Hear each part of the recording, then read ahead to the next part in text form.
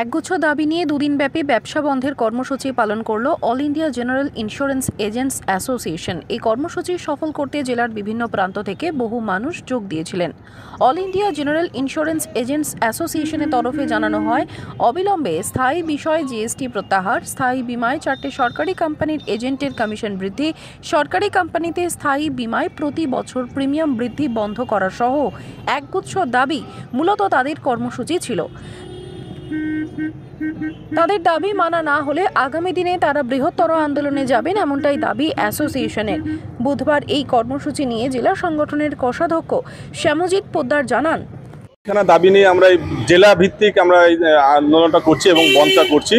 1 নম্বর হচ্ছে জিএসটি প্রত্যাহার করতে হবে, আমাদের কমিশন বৃদ্ধি করতে হবে এবং প্রতি বছর যেভাবে প্রিমিয়াম বৃদ্ধি করছে সমস্ত কোম্পানিগুলো, বিশেষ করে সরকারি কোম্পানিগুলো, তাতে গ্রাহক প্রচুর ক্ষতির সম্মুখীন হচ্ছে। বিশেষ করে করোনার পরে মানুষের ইনকাম কমে গেছে, সেখানে কোথায় প্রিমিয়াম কমাবে, না কমিয়ে প্রিমিয়াম উত্তরোত্তর বৃদ্ধি পাচ্ছে, এটাই আমাদের দাবি। আমাদের পুরো প্রিমিয়ামের পরে 18% জিএসটি, যেটা মানে বাজে ব্যাপার। একেবারে টোটাল যা প্রিমিয়াম তার উপরে যে 18% জিএসটি, মানুষ নাজেহাল হয়ে যাচ্ছে। আমরা চাইছি জিএসটি পুরো প্রত্যাহার করা হোক। প্রিমিয়ামটা যখন প্রথম সিনিয়র সিটিজেনের প্রিমিয়ামটা বাড়ানো হলো, তখন আমরা আন্দোলন করেছিলাম, সেই থেকে তারা বলেছিল কমাবে, সেই থেকে উত্তরোত্তর এমন বেড়ে যাচ্ছে যে মানুষ যখন সিনিয়র সিটিজেনের তখন মেডিক্লেমের দরকার, মানুষ তখন তারা আর কোথাও উপায় নেই, কিন্তু প্রিমিয়াম এমন বাড়িয়ে দিচ্ছে যে তারা বাধ্য হচ্ছে প্রিমিয়ামটা বন্ধ করে দিচ্ছে। এইবার সেই দিচ্ছে বলে আমাদেরও সমস্যা হয়ে যাচ্ছে, আমাদের প্রিমিয়াম ইনকাম কমে যাচ্ছে, আমাদের রুজি আমাদেরও তো সংসার আছে, আমাদেরও তো খেয়ে পরে বাঁচতে হবে।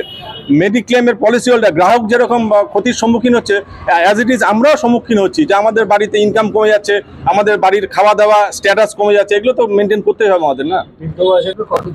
আমাদের আজকে শেষ, কালকে ছিল, কালকে সর্বাত্মক সফল হয়েছে, আজকেও এখনো পর্যন্ত সর্বাত্মক সফল মানে করেছি।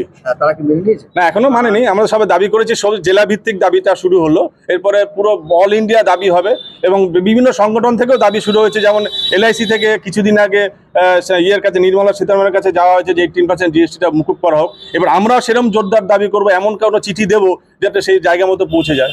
যদি না কমে তাহলে আমরা বৃহত্তর আন্দোলনে যেতে পারবো।